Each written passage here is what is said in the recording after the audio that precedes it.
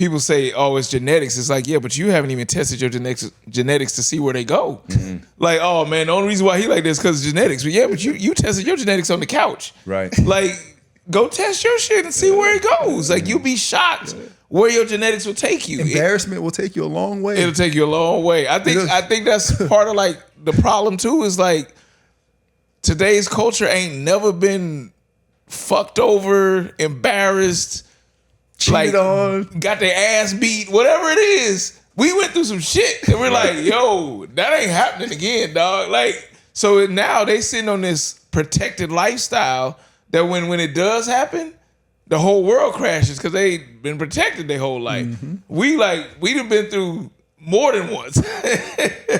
So I think that, and I'm not saying just us four, but like I'm sure there's people that's watching this now that be like, yeah, man, I went through a whole bunch of stuff to get to where I'm at. Like right now, like even as a parent, you know, you got to tell yourself sometimes, and I have to tell myself sometimes, like, nah, man, she or he got to work for this. Well, I mean, the common theme that y'all keep saying that I just feel very, very strongly about is it's work. Yeah. Like, I don't care what you choose to do. You have to give it your all, and you have to give it your all every single day. Every single with enthusiasm. It's the consistency that compounds over time. It's like everyone asks, I'm sure y'all get it all. Like, what's the number one thing people ask you? The number one thing. How old is he? How do I look like? How do I look like you? Yes. Right? Yeah. How do I true. get your physique? Right. So that's the number one thing. The number one question I get asked all the time is, how do I look like you? And I'm like, you're never coming from my mom and dad. Like, it's not going to happen. Exactly. Like, but what I do, I would love to hear your answer, because my answer is always, the only thing that I can say is it's consistency. Yeah, that's exactly. That's the only thing that I can tell you is that I have never not shown up for myself. Whether I'm sick, whether I'm tired, whether I have shit going on in my life, whether I'm going through this, going through that, I've got no money, got money. It didn't matter. I was still showing up, and I was still, because we are the byproduct of the decisions that we make every single day. The person that we're becoming is the decisions we make. So, are you making the right decisions? I heard it say, choose your choice every day. So that's when you said the quote. It's two of them. To me, it's failure is a part of success, right? And I had to realize that, because when you fail, you're like, damn, I'm not getting there, but it's a part of the success. And everything is a choice. Everything. Like, you're only here because of the choices that you've made, right? And then the further you go, it's with the choices you make. And it's just a choice. And once you hold that, receive and accept that responsibility and that accountability, you actually think more about the choices, because I think we forget about them, because we can get mad and blame someone for doing something to us, but we made the choice to get in there with them. Right. My current favorite quote, obviously other than No Days Off, but is, the object of life is not to be on the side of the majority, but to escape finding oneself in the ranks of the insane. Marcus Aurelius.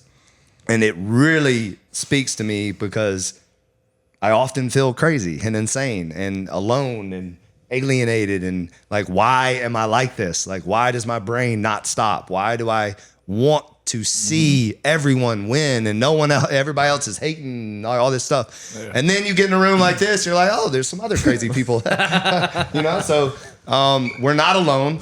We're not alone. There's a lot of like-minded people out there. There's a lot of people that believe in that same way, and I think we're the silent majority. Right. Unfortunately, the loud minority is oftentimes louder. Yeah. But I think we're stepping into an era, what I like to call the Great Awakening, is that we're stepping into an era that it's time for us to be loud. It's time for us to not be silent. It's time for us to tell people how we feel about being disciplined and hard work, and get back to the old, new ways, old ways, whatever you want to say it. But like, leading by example and not being, afraid we're going to get canceled because, we're, you know what I mean? Like, it's like, let's just let's bring back authenticity, vulnerability.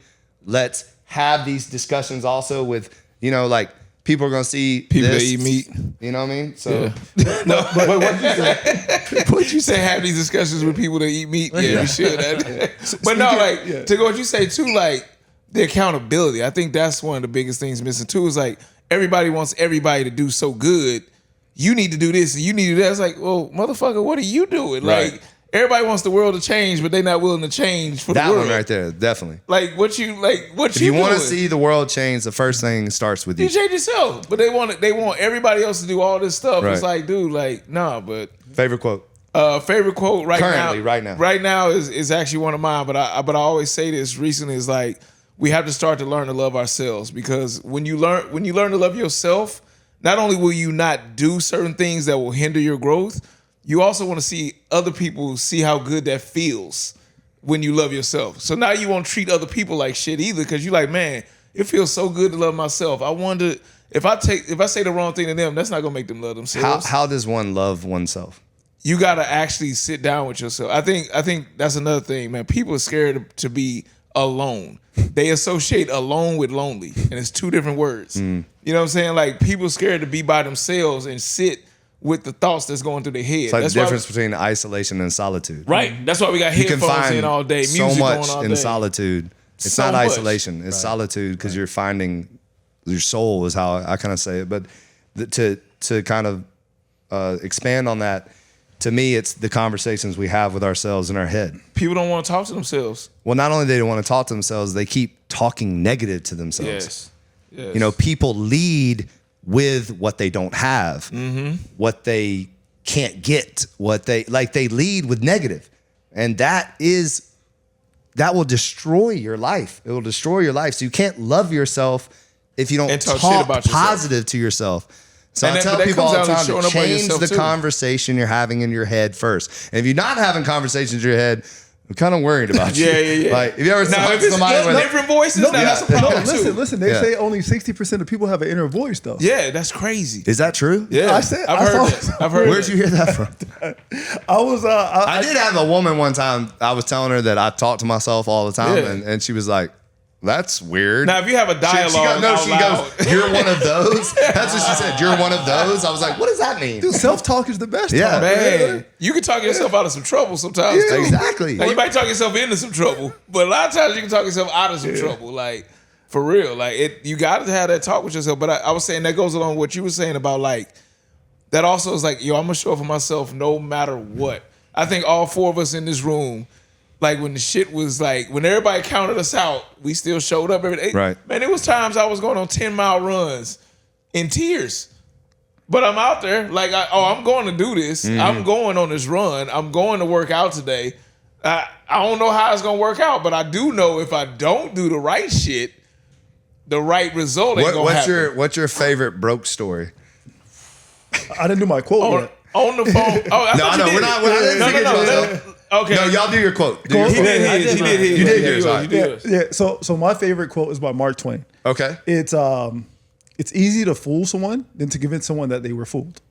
And the reason that's my favorite quote is because by me going through what I went through at 18 years old in the hospital, being told that I couldn't play sports anymore, right?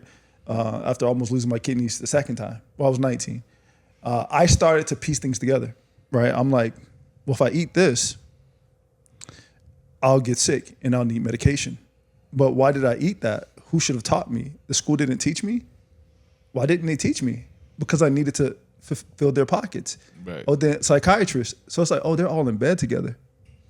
Oh, snap. Oh, wow. So how am I going to exit this? Self-accountability, discipline, everything that we've been talking about. And that actually got me canceled on social media. Like I got shadow banned. They shut me down for 15 They shadow months. banned me too. So it's Yeah. So I think I'm finally. I got it. I just got shadow-banned. back in. Yeah. I got it too. Yeah. so that Mark Twain quote. I got a whole film shadow ban. All right, favorite broke story. Favorite broke story actually was on the phone with him. And I was talking to him. I'm like, damn, bro, I just looked my rent due and I was like, I got $8 in my fucking account. And I'll never forget he said, he's like, we gonna be good, man. We just gonna keep grinding and this shit gonna work out. And I don't never talk money like that, but just for anybody that's ever like feeling like down and out, what he said, showing up every day for yourself, da da da da. Look 10 years later, because I was like 2011. I think it was like 2011. I was at Honda still. Yeah, it was like 2011. So you fast forward, I got my book deal like 2021, and it was for $500,000. Yeah. And I was like, literally, when they said that, I ain't gonna even lie. I never hide. I was in there crying like a bitch in my car. I remember FaceTiming my mom, and like, she answered the FaceTime. She's like, "What's wrong?" And I'm like, and you know, like when you got a whooping as a kid, you try to talk and you can't get it out. She's like, "What's wrong?" And I'm trying to like, "It's okay. No, it's good." And she's like, "What's wrong?" And I'm like, and I was like, "We got the deal." You know what I'm saying? Like, and so like, but it came from like, and that's not a bragging thing. It's just like, yo, it was the grind. No, like, of course showing not. up It's your story. every day. Not knowing, and I think people got to show up not knowing the when is gonna happen.